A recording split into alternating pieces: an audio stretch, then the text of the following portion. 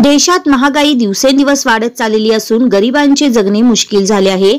अशा परिस्थितीत भाजप व राष्ट्रीय स्वयंसेवक संघ प्रमुख मुद्द्यावरून जनतेचे लक्ष विचलित करून प्रभू श्रीराम यांच्या नावाचा वापर राजकारणासाठी करत असल्याची टीका माजी केंद्रीय कृषी मंत्री व राष्ट्रवादी काँग्रेस पक्षाचे राष्ट्रीय अध्यक्ष शरद पवार यांनी केली।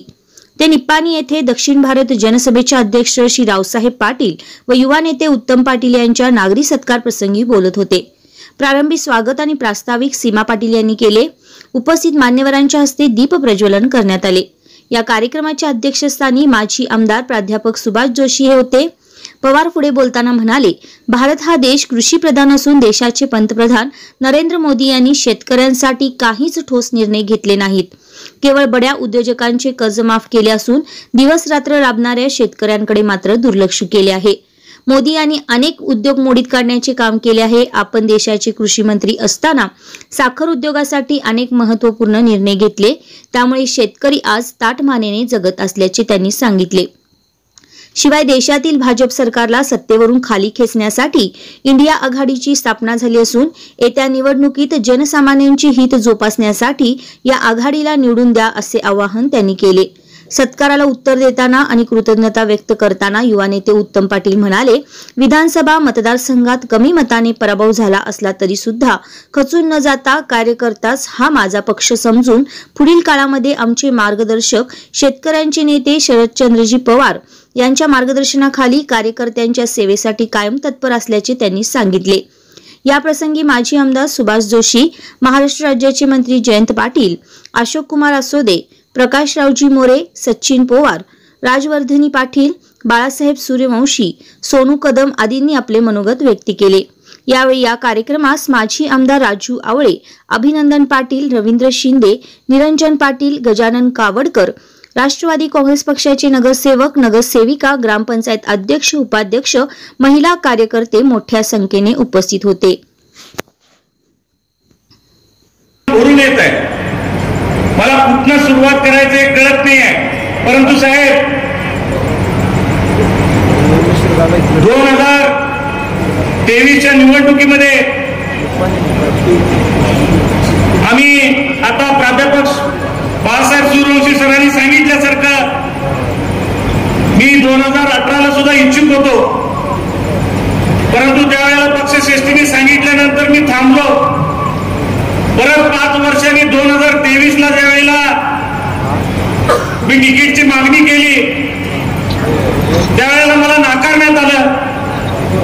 कार्यकर्त्यांची बैठक घेऊन कार्यकर्त्यांच्या बरोबर चर्चा करून अपक्ष लढवण्याची भूमिका त्या ठिकाणी आम्ही घेतली आणि त्याच वेळेला एक सुवर्ण संधी आमच्यापर्यंत चालून आली, ती तुमच्या स्वरूपात आली साहेब। माझं भाग्य मी समजतो, कारण लहानाचा मोठा मी साहेब तुमच्याकडे बघून झालेला आहे।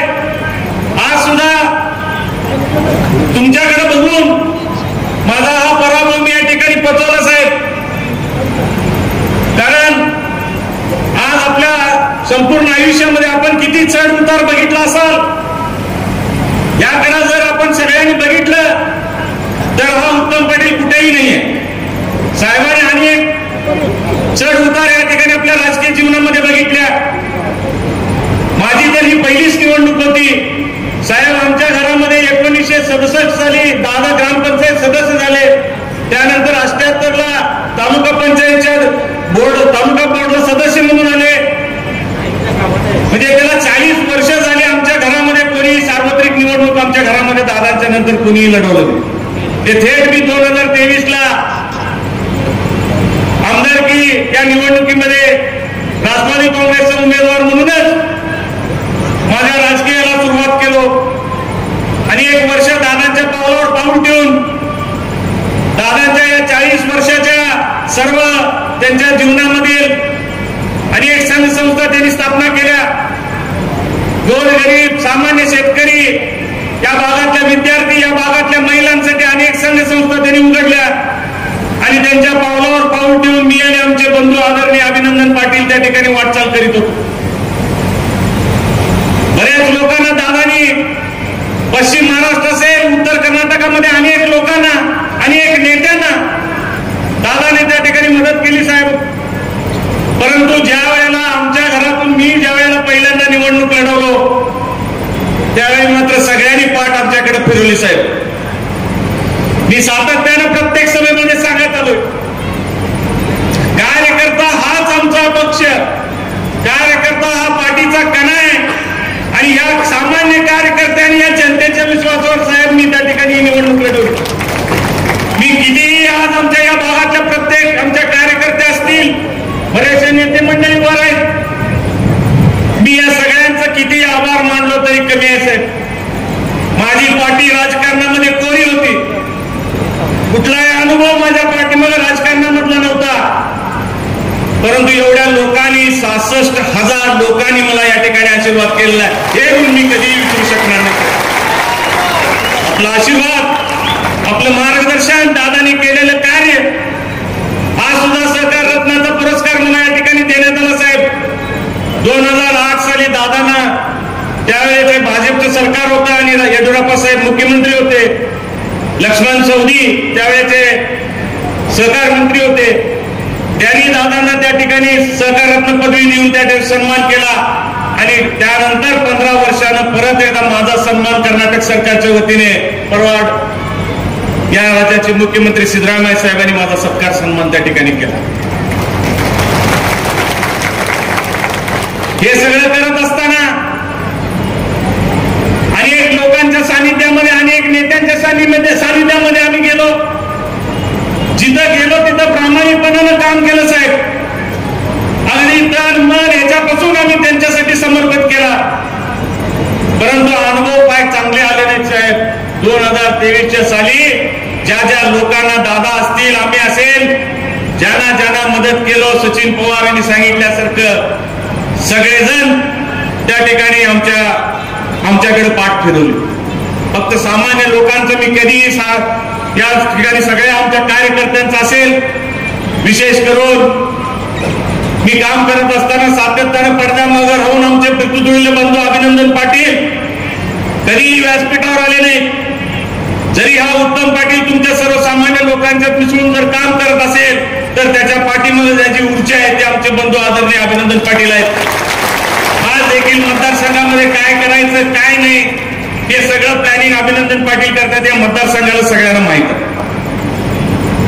त्याचबरोबर दादांचा आशीर्वाद आणि 2008 साली साहेब तिरंगी निवडणूक या ठिकाणी झाली. त्यामध्ये प्राध्यापक सुभाष जोशी सर जनता दलातून उमेदवारी घेतली होती. त्यावेळेला आम्ही सरांना विरोध केला. सरांच्या विरोधात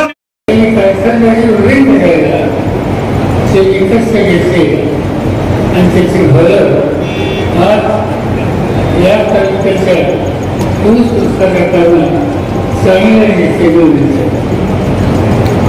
शेतकरी कंपन्यांना काम केलं,